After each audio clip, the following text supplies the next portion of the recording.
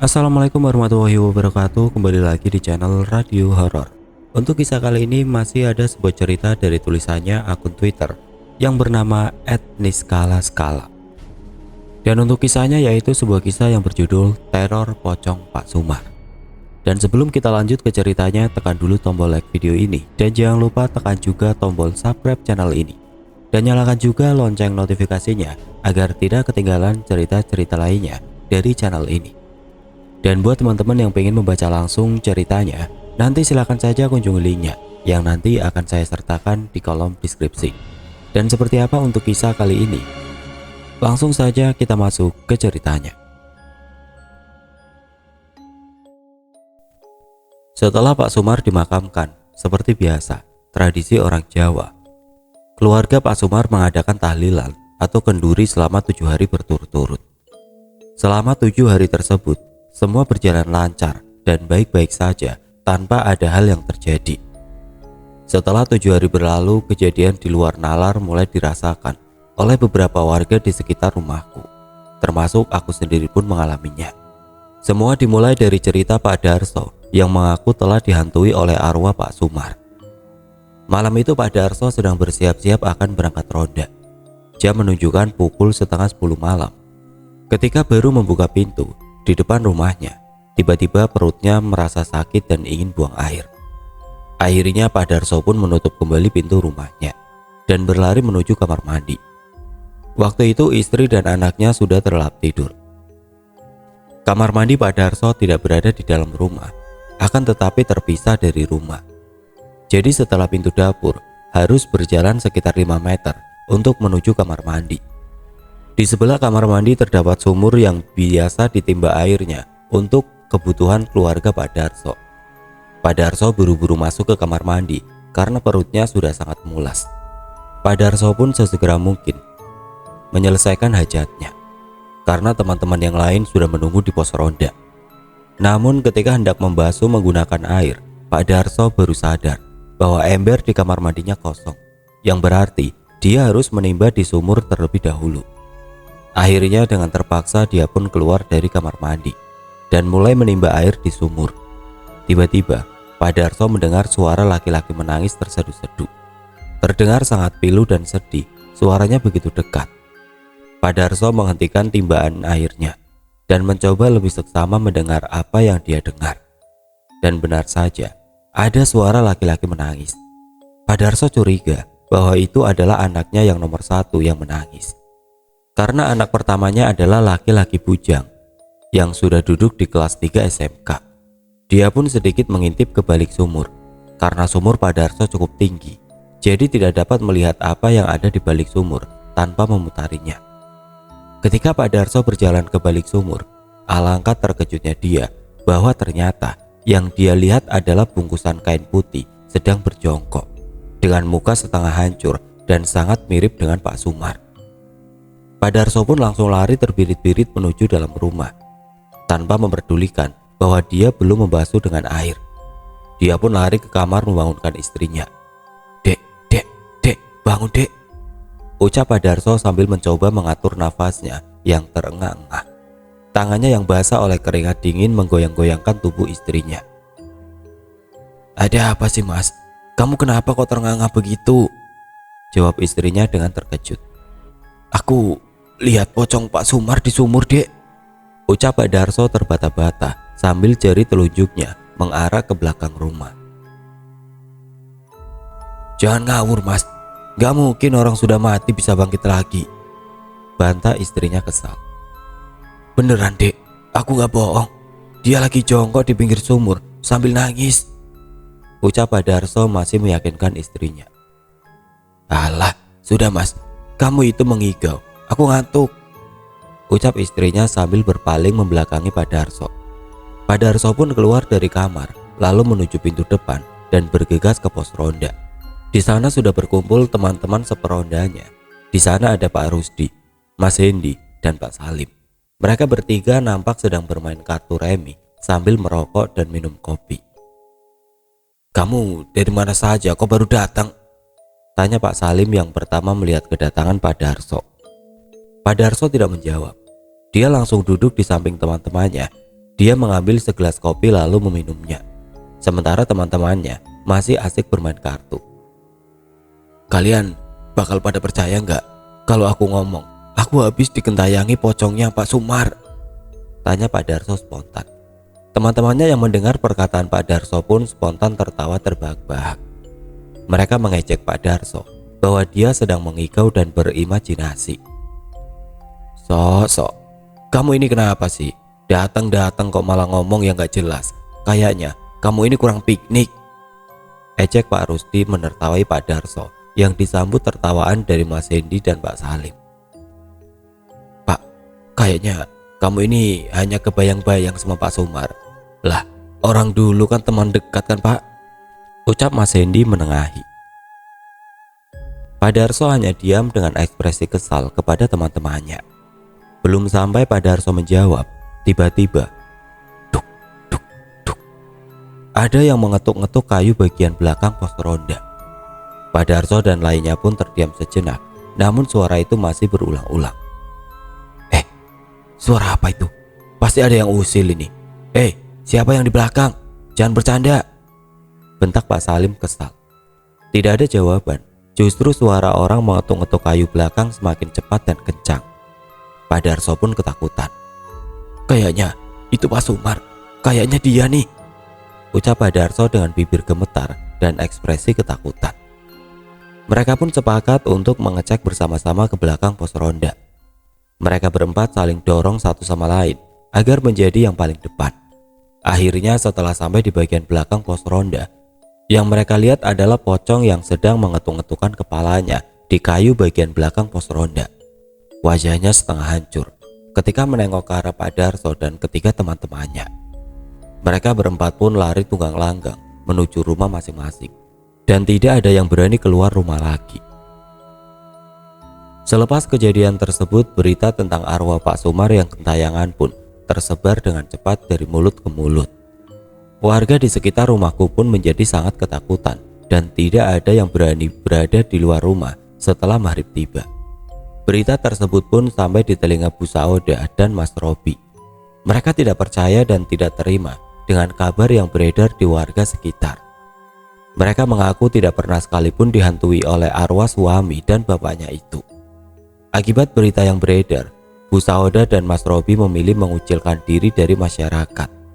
Mereka jarang sekali terlihat keluar rumah, kecuali saat Mas Robi sekolah. Bu Sauda hanya mengandalkan uang pesangon dan uang asuransi almarhum suaminya untuk hidup sehari-hari. Malam itu selepas Isya, Pak Mislam yang merupakan seorang takmir musola di dekat rumahku baru saja selesai membersihkan musola hendak bersiap untuk pulang. Pak Mislam ini bisa dibilang orang yang sangat relisius. Tidak heran dia dijadikan takmir musola oleh warga di sekitar rumahku. Pak Mislam telah selesai menyapu seluruh bagian lantai musola dan membereskan sajadah serta peralatan ibadah yang lain. Dia pun mematikan semua lampu musola dan bergegas mengunci pintu musola. Ketika dia sedang mengunci, dia seperti melihat bayangan putih memantul di kaca pintu musola, yang berarti bayangan tersebut ada di belakang Pak Mislam. Karena mata Pak Mislam sudah sedikit rabun, dia tidak begitu jelas melihat bayangan apa sebenarnya itu. Dia pun membalikkan badannya dan dia melihat pocong sedang berdiri tegap di halaman musola, tepat di bawah tangga musola. Pak Mislam yang imannya kuat pun beristighfar dan merapalkan ayat kursi. Menurut penuturan Pak Mislam, pocong itu memang mirip dengan wajah Pak Sumar yang sudah setengah hancur.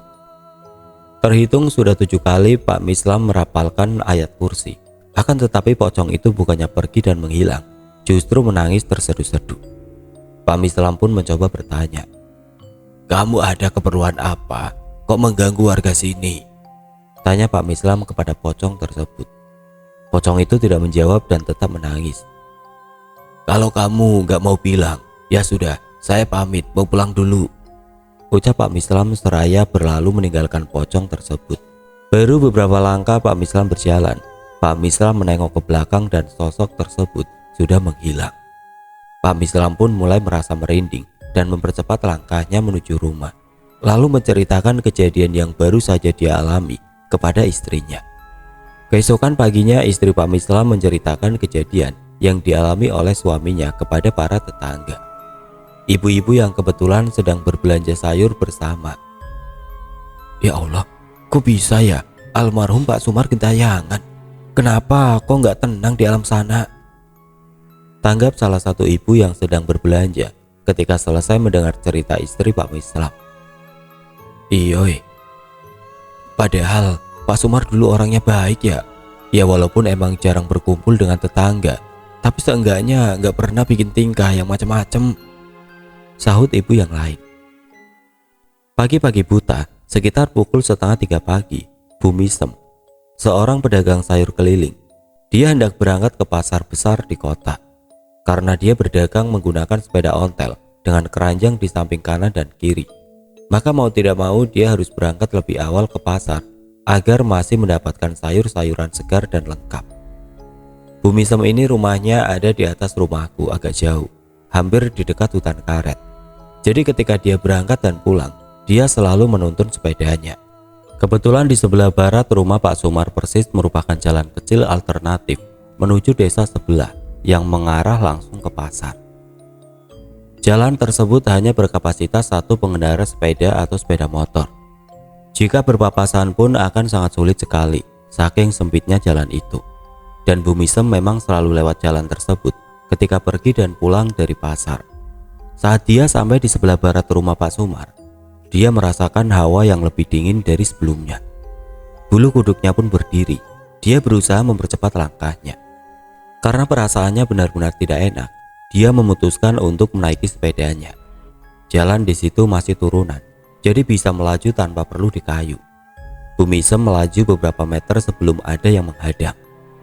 Bukan di tengah jalan, tetapi di tepi jalan kecil tersebut. Buntalan putih yang tengah berdiri di tepi jalan dengan kepala menunduk. Bu Misem yang sudah melihat beberapa meter sebelumnya pun bergidik ngeri dan berteriak ketakutan.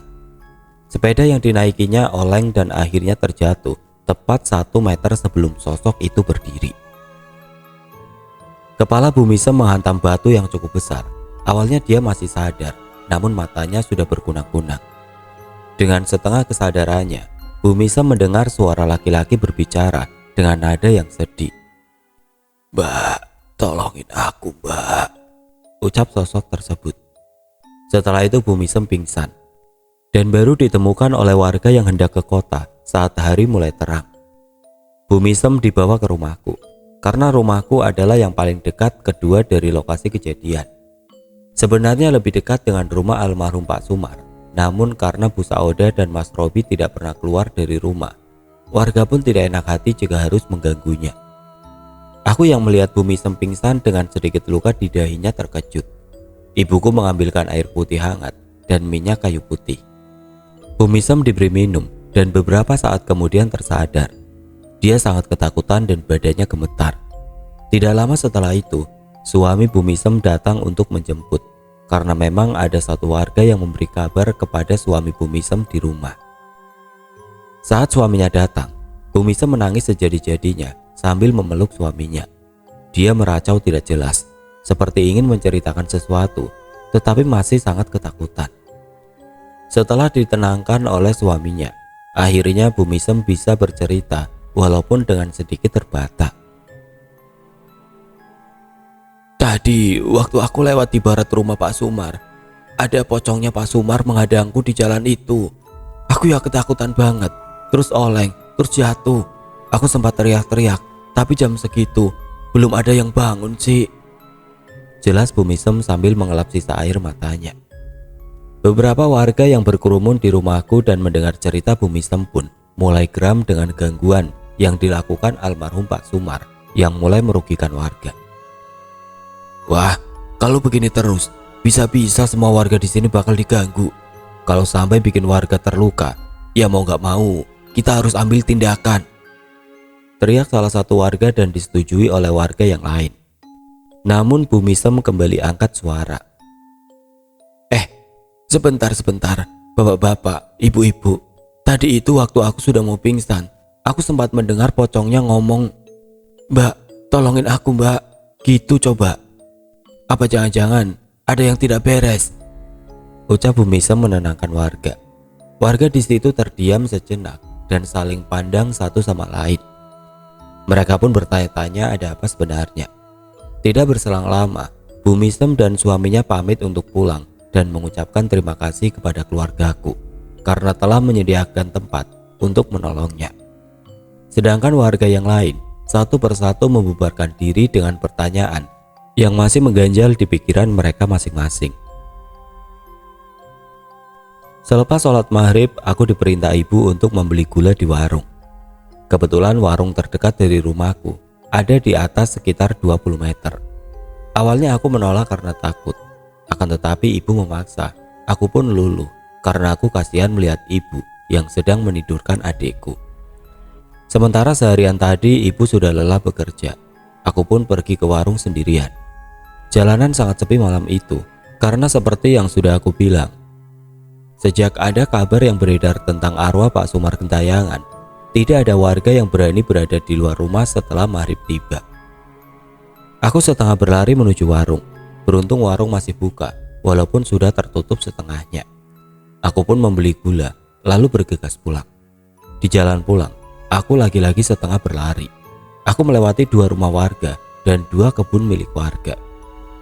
Ketika sudah mendekati rumahku, di pojokan kebun ada semak-semak dan ilalang yang cukup tinggi. Aku mendengar ada suara laki-laki menangis, dan aku dengar sumber suara tersebut dari semak-semak. Awalnya aku ragu. Aku pikir aku hanyalah terlalu parno dan termakan sugestiku sendiri. Aku mencoba mendengarkan lebih seksama dengan berhenti di samping semak-semak. Dan semak-semak tersebut bergoyang-goyang seperti ada yang bersembunyi di baliknya. Aku melihat ada kain putih yang bergerak-gerak di balik semak-semak tersebut. Aku pun langsung berlari menuju rumahku dan buru-buru masuk ke dalam. "Ada apa, Tondo? Kok lari-lari?" tanya ibuku di ruang tamu setengah mengagetkanku. "Gara-gara ibu nih maksa aku ke warung. Tadi pas balik aku dihantui Pak Sumar di semak-semak pojokan kebun situ," umpatku dengan sedikit kesal kepada ibu. Hari-hari berlalu, semakin banyak warga yang mengaku telah dihantui oleh pocong Pak Sumar. Desas-desus itu semakin luas tersebar sampai ke seluruh penjuru desa. Salah satu warga di dekat rumahku melaporkan hal ini kepada kepala desa. Namun, sampai sejauh ini tidak ada tindakan ataupun musyawarah apapun mengenai hal ini. Sampai pada akhirnya, pada suatu malam, lagi-lagi Pak Mislam selepas sholat Isya sedang beberes di musola, bersiap hendak pulang. Dan lagi-lagi sudah ada yang menunggu di halaman musola, masih sosok yang sama seperti sebelumnya. Sosok itu lagi-lagi menangis terseduh-seduh dengan kepala menunduk. Pak Mislam pun beristighfar sebanyak 3 kali, lalu menarik nafas panjang. "Bismillah, maaf ya Pak atau Mas, kamu sebenarnya ada keperluan apa di desa sini? Kamu pastinya sudah mengerti kalau warga sini sudah resah banget dengan gangguan yang dilakukan olehmu. Saya minta dengan sangat ke kamu, kalau memang tidak ada keperluan apa-apa, silakan jangan kembali lagi ke desa sini, yang tenang di alam sana. Tapi kalau memang ada yang mau kamu sampaikan ke saya, silakan. Siapa tahu saya bisa bantu masalahmu," ucap Pak Mislam dengan tenang kepada sosok itu. Sosok itu masih menangis, dan tidak lama kemudian sosok tersebut mulai bicara. "Pak, saya ini harusnya belum waktunya mati. Kalau saya mati, siapa yang mengurus anak saya, Robi? Kamu tahu kan keadaan Robi kayak gimana?" Jawab sosok tersebut masih menangis. "Pak, yang ikhlas ya. Semua ini sudah takdir dari Allah. Pak Sumar tenang saja, kan masih ada istrimu, Bu Sauda, yang bisa merawat Robi," jawab Pak Mislam menenangkan. Mendengar jawaban Pak Mislam, sosok tersebut justru semakin menangis sesegukan. "Saya bicara jujur dengan kamu. Istri saya itu ada hubungan dengan pria lain. Dia juga gak sampai hati dalam merawat Robi karena kondisi Robi yang seperti itu. Gak sempurna, kadang malah gak mau mengakui kalau Robi itu anaknya," ucap sosok tersebut dengan tangis yang terseduh-seduh. Akhirnya Pak Mislam pun mengetahui segala permasalahan yang membuat arwah Pak Sumar tidak tenang. Pak Mislam mencoba membujuk Pak Sumar untuk tidak mengganggu warga di sini lagi. Sementara Pak Mislam akan merundingkan dengan beberapa warga yang dapat dipercaya tentang masalah Pak Sumar ini. Keesokan harinya selepas sholat Isya berjamaah di musola, Pak Mislam melarang beberapa warga untuk pulang terlebih dahulu. Pak Mislam menyampaikan bahwa ada hal yang perlu dirundingkan bersama. Di sana ada Pak Salim, Pak Darso, Pak Rizwan, dan Mas Ipul. Mereka pun melingkar di dalam musola dan dibuka dengan salam oleh Pak Mislam. Kemudian dilanjutkan dengan basa-basi untuk mengawali musyawarah malam itu. Begini loh, Bapak-bapak. Saya kumpulkan di sini karena ada yang mau saya sampaikan berkaitan dengan almarhum Pak Sumar, ucap Pak Mislam mengawali perundingan. Semua orang yang ada di situ tampak mendengarkan dengan seksama apa yang disampaikan oleh Pak Mislam. Pak Mislam menceritakan bahwa semalam dia ditemui oleh almarhum lagi, dan almarhum mau menceritakan apa penyebab dia masih bergentayangan. Sebenarnya tidak ada maksud mengganggu, hanya ingin meminta pertolongan. Arwah Pak Sumar sudah mencoba mendatangi istrinya, Bu Sauda, untuk menyampaikan apa yang membuatnya tidak tenang. Akan tetapi Bu Sauda sudah keras hatinya, tidak terpengaruh apapun dengan ucapan arwah Pak Sumar, dan justru menganggap dirinya sedang berimajinasi saja bertemu dengan almarhum suaminya itu. Menurut Pak Sumar, selama Pak Sumar masih hidup, dialah yang selalu merawat Robi sepenuh hati. Bahkan dari Robi masih bayi, Pak Sumar menerima segala kekurangan anaknya itu. Ketika Robi beranjak dewasa, beberapa kali Pak Sumar menemukan Bu Sauda sedang memukuli anaknya itu. Tubuh Robi sering memar-memar karena dipukul sapu atau sulak.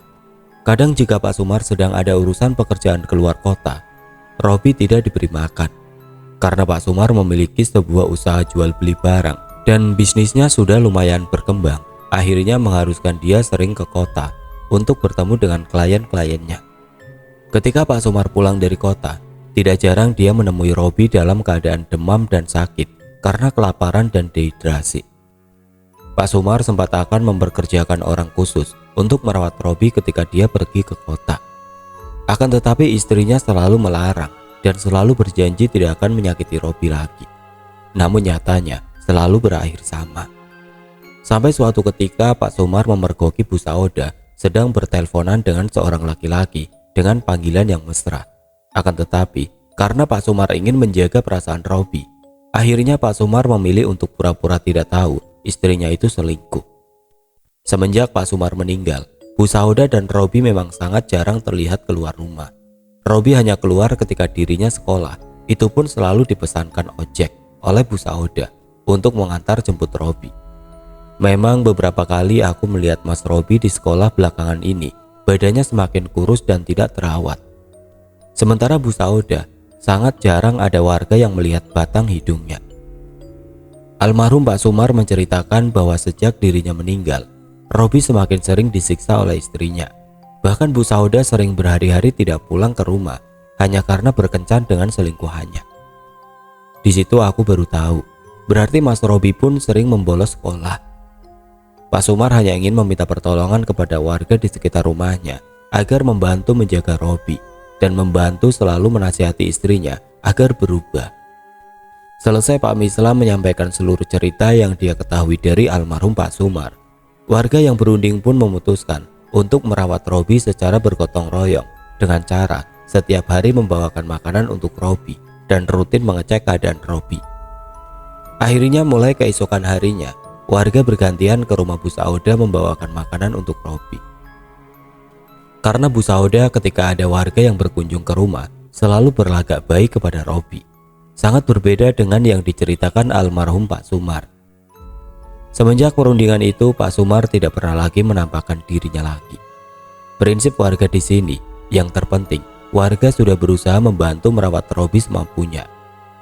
Entah di belakang Bu Sauda bertindak seperti apa kepada Robi, warga sudah tidak bisa ikut campur.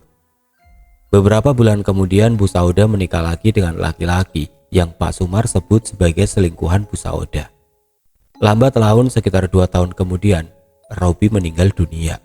Menurut Bu Sauda, Robi terkena kanker tulang. Warga pun percaya saja karena memang seminggu sebelum Robi meninggal, Robi sempat dirawat di rumah sakit. Namun lagi-lagi tidak bisa dipastikan apakah Robi benar-benar mengidap kanker tulang atau justru karena disiksa oleh busa Oda.